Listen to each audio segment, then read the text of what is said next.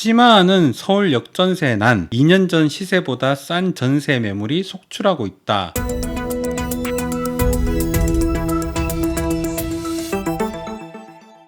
밥소장의 부동산 오늘의 할 얘기는 고금리와 전세입니다. 전 영상이 고금리와 매매에 대한 이야기가 있었는데 못 보시고 오신 분들은 저기 위에 우측 상단에 링크를 타고 보고 오시면 될 것 같고요. 그러면 전세가와 고금리에 대한 이야기를 좀 나눠보려고 합니다. 금리에 대한 이야기는 이 앞전 영상에서 충분히 했던 것 같아서 바로 들어가 보도록 할게요. 자, 원래 전세라고 하는 것들은 전 세계에서 우리나라만 갖고 있는 독특한 형태의 주거 형태입니다. 외국인들이 봤을 땐 되게 신기한 거예요. 집을 사서 집을 산 것보다 조금 더 저렴한 가격에 실제 집을 살고 싶은 사람들한테 빌려줘요. 근데 빌려주는데 돈을 받지 않아요. 월세를 받지 않고 그냥 살고 싶은 대로 살세요 이래가지고 빌려주는 게 독특한 거죠. 또 이제 세금 같은 게 있잖아요. 보유세 같은 거, 재산세 이런 것들은 또 주인이 내요. 물론 세입자 같은 경우는 관리비라든가 전기세 이런 것들은 낼 수 있지만 실제로 임차료를 내고 있지 않기 때문에 외국인들 봤을 때는 독특한 형태로 주거 형태가 있는 거죠. 그런데 우리 모두 다 알고 있잖아요. 내가 열심히 일해가지고 1년에 5천만 원을 벌든 6천만 원을 버는 것보다 집을 잘 사놓고 이게 1년 뒤에 집가 상승을 봤을 때 몇 억이 막 올라 버리는 것 때문에 사람들은 전세를 사서 이렇게 빌려주는 것들을 하고 있는 그런 형태인 거죠.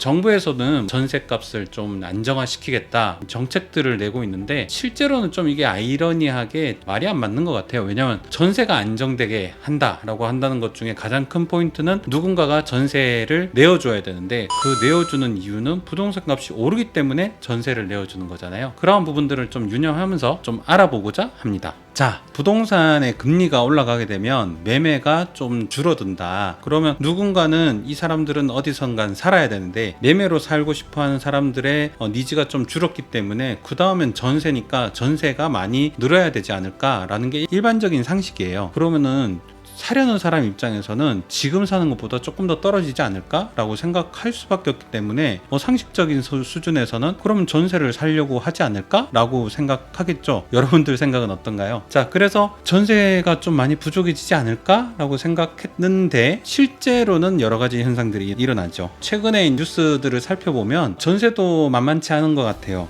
자, 심화하는 서울 역전세 난 2년 전 시세보다 싼 전세 매물이 속출하고 있다. 사실 지난 2년 동안 서울의 부동산 값이 많이 올랐어요. 심지어 부동산의 매매가만 오른 게 아니라 전세가도 많이 올랐었는데 지금 나오는 전세가가 2년 전의 전세가보다 더 싸게 막 나오고 있다라는 식으로 되게 많이 떨어졌다는 걸 볼 수가 있겠죠. 또 이런 것도 있죠. 월세만 찾아요. 매매도 찾지 않고 전세도 찾지 않고 월세만 찾아요. 외국인 깜짝 놀란 한국 전세 사라지나. 이거의 끝은 어떻게 되냐? 전세라는 것 자체가 없어질 것이다. 금리가 많이 올라가게 되면 전세 이렇게 내가 돈을 줘가지고 집을 산 다음에 그걸 이제 누구한테 빌려주게 되면 아까의 효과는 뭐죠? 부동산 값이 오르기 때문에 전세를 빌려주는데 부동산 값이 내려간다는 거죠. 부동산 값이 내려가게 되면 내가 전세를 날 이유가 없죠. 그래서 한국 전세가 사라지나. 그리고 또 전세 자금 대출 10명 중 6명은 2030. 자, 2030 세대의 특징은 이제 막 새내기죠. 사회생활 시작하고 좀 돈 좀 모아서 결혼을 준비해 보려는 아니면 혼자 살더라도 어쨌든 이제 이렇게 많은 돈이 갖고 있지 않은 사람들이 전세 자금 대출을 많이 했는데 그 사람들이 지금 이자가 올라가게 되니까 많이 힘들다는 얘기예요. 여윳돈이 없으면요 금리가 올라가는 거에 대해 되게 민감해집니다. 그렇기 때문에 전세 값이 내려가는 것보다도 이 사람들은 이제 전세 자금 대출을 했는 금리가 더 비싸기 때문에 전세보다는 월세를 더 많이 찾게 되는 그런 상황이 일어나게 된 겁니다. 자, 그래서 이제 국가에서는 여러 가지 정책들을 내놓고 있죠. 10월 11일부터 전세자금 대출을 이제 4억 원으로 좀 늘려주겠다. 수도권 같은 경우는 7억 이상의 가액이 있는 집에 전세로 들어가려면 4억이나 빌려주겠다. 지방 같은 경우는 5억 이상의 집에 들어갈 때는 내가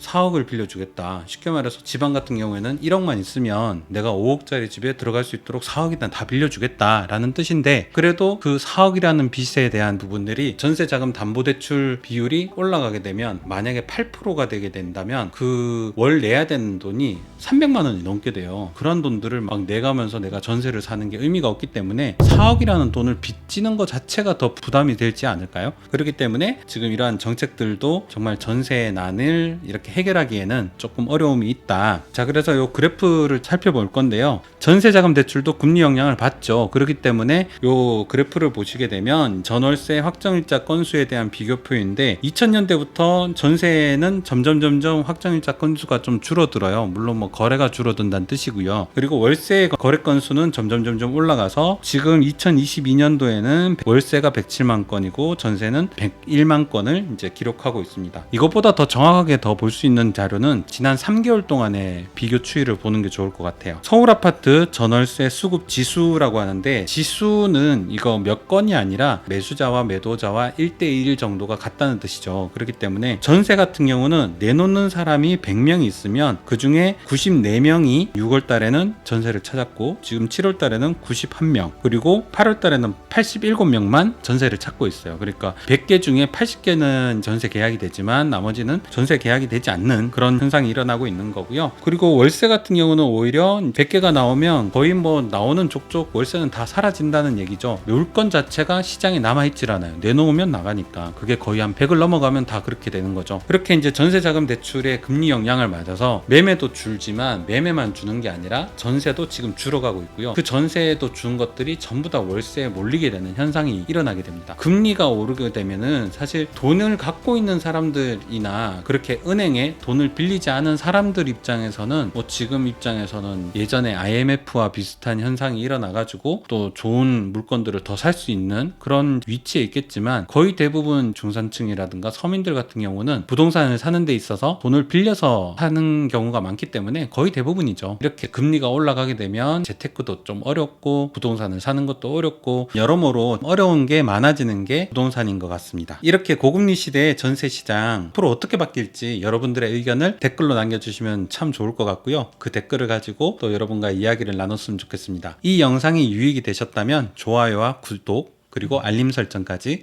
부탁드리겠습니다. 감사합니다.